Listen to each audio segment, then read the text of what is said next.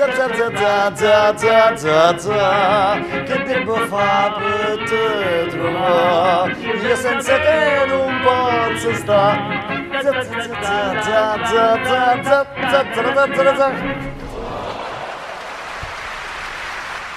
Grazie amici, grazie, troppo gentili come dicono in Francia. Benvenuti a Ne vous inquiétez pas news.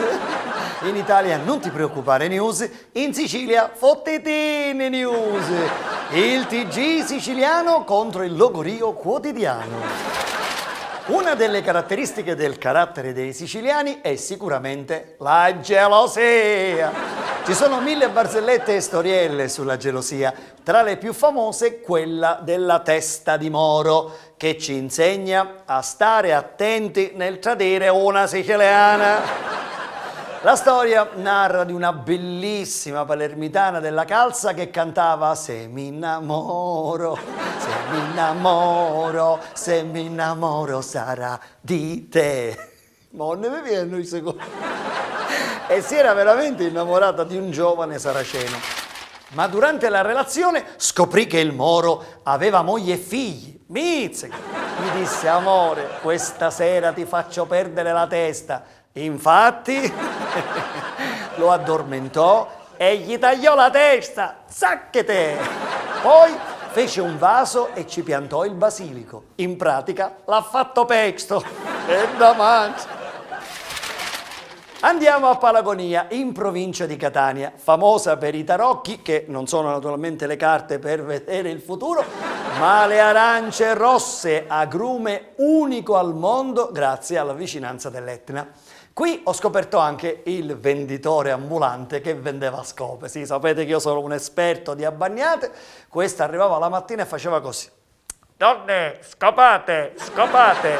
No, non sto scherzando, E faceva, donne, scopate di mattina, scopate a mezzogiorno e scopate la sera. 3 scope, 10 euro.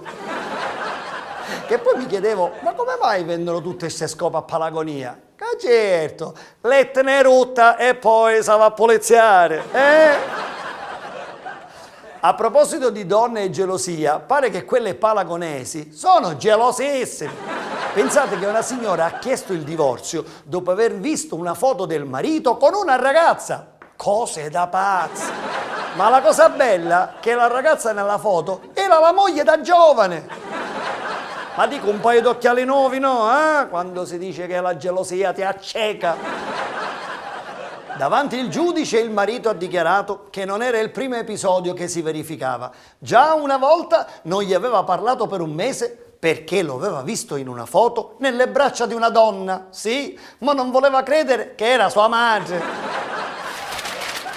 Io ricordo sempre quella storiella che raccontavano in provincia di Ragusa di un signore che ritornava in anticipo dalla campagna e appena rientrato trova la moglie stinnicchiata, completamente nuda nel salotto.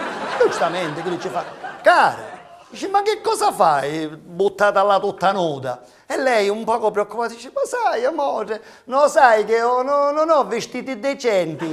Allora lui ci viene a casa, la piglia per un braccio e la porta in camera da letto, apre l'armadio e ci fa, Talia, qua ne hai uno verde, uno rosso, uno giallo, buonasera, uno blu, uno nivoro. Vi ricordo che a Fottitini News ogni riferimento a persone, luoghi o fatti realmente accaduti è frutto della fantasia. Quindi, dal vostro Harry Potter è tutto. Alla prossima.